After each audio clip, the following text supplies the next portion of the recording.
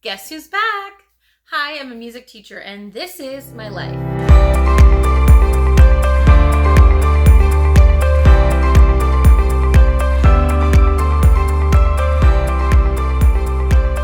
Welcome back to the channel, everyone, and it feels so good to be back. Now, if you missed my last video, I basically took all of the month of August off of YouTube because after finishing my teaching in June, I taught the 3-week summer school program in July, and I was just starting to feel burnt out. And so I took a much needed break to rest and to have some family come and visit me. It was great time off, but it feels really good to be back. And so in honor of the new school year starting, I decided that this video would be advice for new teachers, so that any of you out there who might be just starting your teaching career this year, I hope that you find these tips helpful. If you do, be sure to like this video, subscribe to the channel, and ring the notification bell so that you are up to date on all of the upcoming content. So my first piece of advice is going to be for teachers who are starting off as a substitute or supply teacher. Now, I'm going to do the best I can to give advice that isn't too specific to the grade level or subject, so that this can apply to as many substitute teachers out there as possible. Yes, it is your job to try and teach the lesson plan that was left for you, but also expect the unexpected. And it's okay if things don't go exactly as planned. So here's what I mean. I have had days where, as a supply teacher, I would enter the room and I was going through the lesson plan. I was explaining the slideshow, students were taking notes, but of course, some students behave better than others. And so certain times got sidetracked and we didn't make it through the entire presentation that was left for us, but the teacher understood that and he kind of knew which students in his class tended to have, I guess, worse behavior when he was away.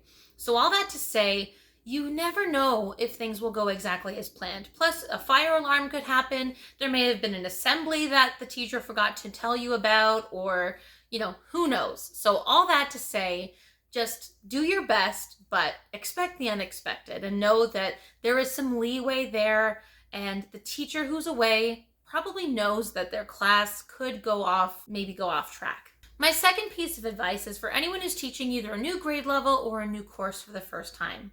And that is to take things one day at a time and don't be too hard on yourself. Now, if you're teaching a brand new course, at this point, you've probably already started to build it and you've probably figured out what kinds of lessons you want to do, what sort of activities are good, but don't be too hard on yourself if you make mistakes. Most of the time that people start at, let's say, a brand new job, there's that 3-month probationary period. And you kind of want to treat the first time that you teach a course as that probationary period. Of course, you try to put your best foot forward, plan the activities and the assignments, and keep on top of the grading. But there will be lessons where you go, that could have been more engaging, or I could have said this, or maybe we could have spent a little bit more time on that. And it's okay to do that. If you're doing that, it's actually a great sign that you are being aware of the things that you're teaching, the things that you're saying, what you're noticing in your students through their words and their nonverbal communication. And it also shows that you're reflecting on your teaching practice and wanting to be better and improving.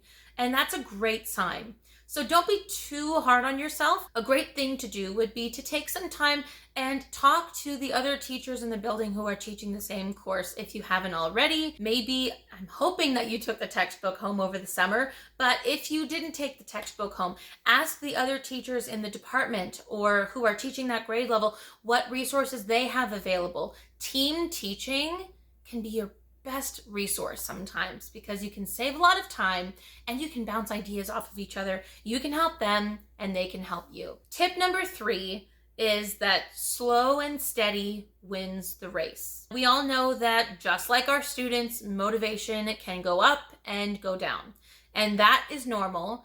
And so it's really important that when motivation isn't there, that we rely on those regular habits that we do each and every day that are going to be helpful for us when it comes to being successful. And I would honestly teach this in a learning strategies class as well for students, right? So things like managing your time, organization, problem solving, collaborating, communicating. I mean, those things are all essential, but as teachers, sometimes slow and steady wins the race, right? Maybe the goal for a certain day is to get a certain amount of marking done and then to take maybe a 5 to 10 minute break, or to figure out what's going to be most important for you. Maybe the marking can wait a day or two. And in the meantime, you're trying to figure out what that next activity is going to look like, or what that next assignment could be, right? And there's a lot to deal with as a brand new teacher. And the best thing that you can do is just take things one day at a time. Slow and steady wins the race. You don't want to burn out in the first month of the school year, because there's 10 months at least in the school years where I work. So you don't want to burn out too quickly, because you might have a long road ahead of you.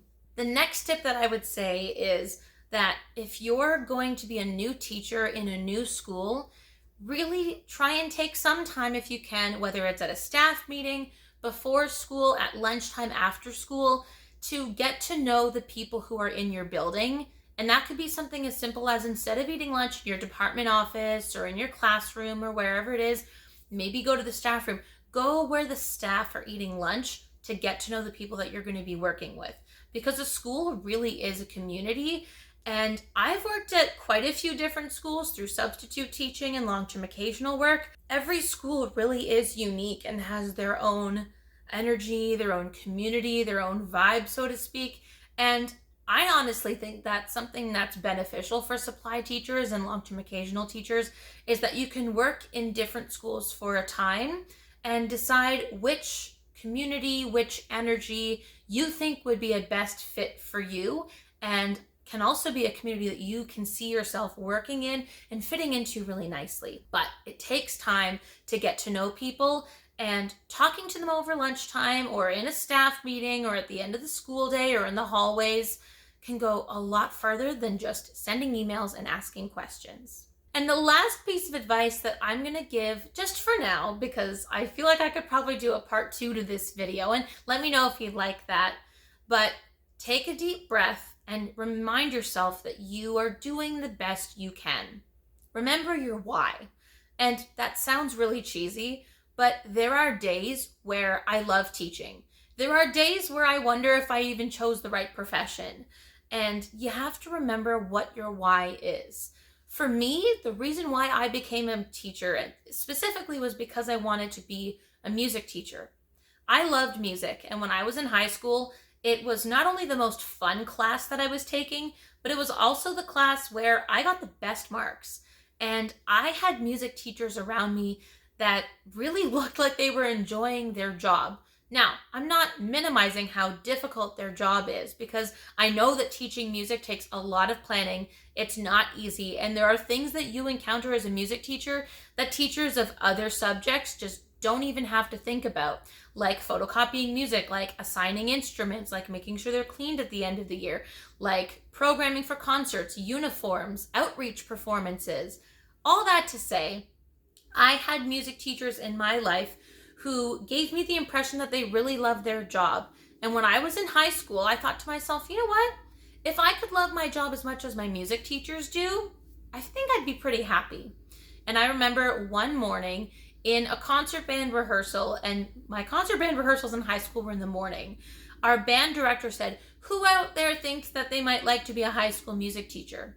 And I thought it for a second, and then my hand just went right up. So when I say, "Hi, I'm a music teacher and this is my life," I mean, this is my life. And it's almost like I'm raising my hand one more time, because yeah, that's really what did it. And of course, I then had to research how to go into a music program, how to become a teacher, specifically a high school program. But remember your reason why. And again, take a deep breath.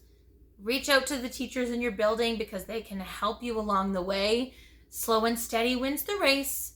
And be kind to yourself and be kind to your students, even when it's difficult, because their behavior may not be the best, but you're going to be great. And there's no better way to learn how to teach than by being in the classroom.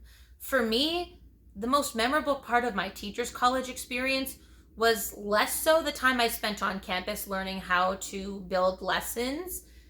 While that was helpful, The best part was being in a classroom with students on the practicum. And the best thing about supply teaching was that you could gather resources over time. Maybe take a look at the handout. Do you like that? Maybe you make a copy of it for yourself that you can take with you in the future. Maybe learn about different resources that are available in the school. Are there certain activities that one school does that you'd maybe like to lead at another school in the future? And if you're teaching a brand new course, you have to start somewhere. I feel a lot more comfortable teaching civics and careers than, say, grade 10 history, which I'll be teaching for the first time this year. But I have the resources. I've reached out to the teachers who are teaching the same subject as I have. I'm well connected with the school because I've been there for a year, and I know that it's not going to be perfect. And so this is going to be a good reminder for me as well, is just slow and steady wins the race, one step at a time. And the first time you teach a course, it's not going to be perfect, and that's okay. If you're doing the best you can, you're teaching the course expectations, and you're trying to be fair to all of your students through assessment and evaluation, then you're doing the best you can with the resources available. So good luck to all of you who are brand new teachers. Welcome to the profession, and congratulations on whether it's becoming a supply teacher or getting an LTO or getting your first time permanent job. That's a big deal as well. And if you like this video, again, remember to give this video a thumbs up, subscribe to the channel. There will be content coming out throughout the school year. I'm going to do the best I can to manage it, and I will see you